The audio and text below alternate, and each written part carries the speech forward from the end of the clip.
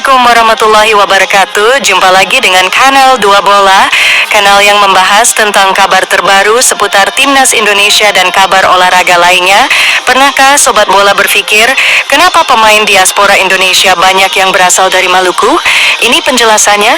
Republik Maluku Selatan, RMS, berdiri pada 25 April 1950 sebagai bentuk proklamasi kemerdekaan oleh sebagian kelompok masyarakat di Maluku yang menolak integrasi ke dalam Negara Kesatuan Republik Indonesia, NKRI, setelah Belanda mengakui kedaulatan Indonesia pada Desember 1949.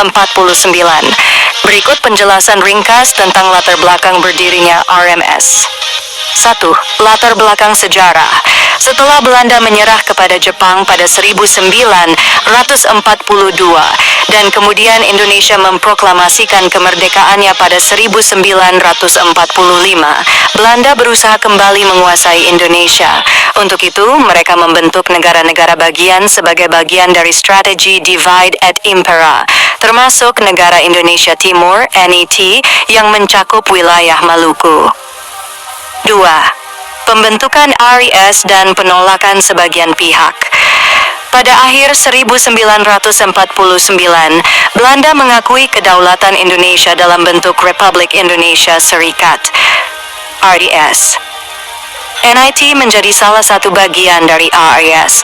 Namun ketika Indonesia mulai bergerak ke arah negara kesatuan, sebagian kalangan di Maluku merasa khawatir akan kehilangan otonomi dan peran politik mereka.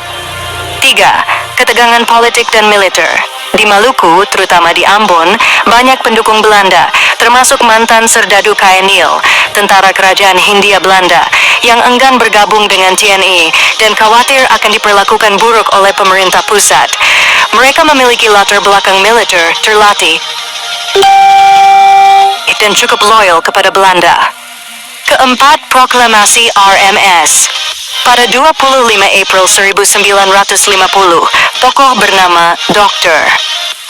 Chris Sumokil yang sebelumnya menjabat sebagai Jaksa Agung di negara Indonesia Timur memproklamasikan berdirinya Republik Maluku Selatan, RMS, yang mencakup Ambon, Seram, dan Buru sebagai negara merdeka dan terpisah dari Indonesia. Kelima, reaksi pemerintah Indonesia. Pemerintah pusat menanggapi proklamasi ini sebagai pemberontakan. TNI kemudian melakukan operasi militer untuk menumpas RMS. Pada November 1950, Ambon berhasil direbut. Namun sisa-sisa perlawanan tetap bertahan di Pulau Seram hingga awal 1960-an. 6. RMS di pengasingan. Chris Sumokil ditangkap pada 1963 dan dieksekusi pada 1966.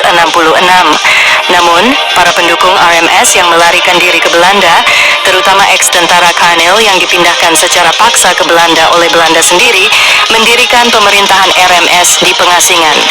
Sampai sekarang, kelompok diaspora Maluku di Belanda masih memperingati RMS meskipun tidak diakui secara internasional. Jadi begitu Sobat Bola, kenapa banyak orang dari Maluku yang menetap di Belanda dan mereka itulah yang menjadi para pemain diaspora Indonesia. Dan sekian untuk video kali ini, semoga bermanfaat. Jangan lupa untuk subscribe kalau Sobat Bola suka dengan kanal ini. Like dan komentarnya juga kami tunggu. Sampai jumpa di video berikutnya.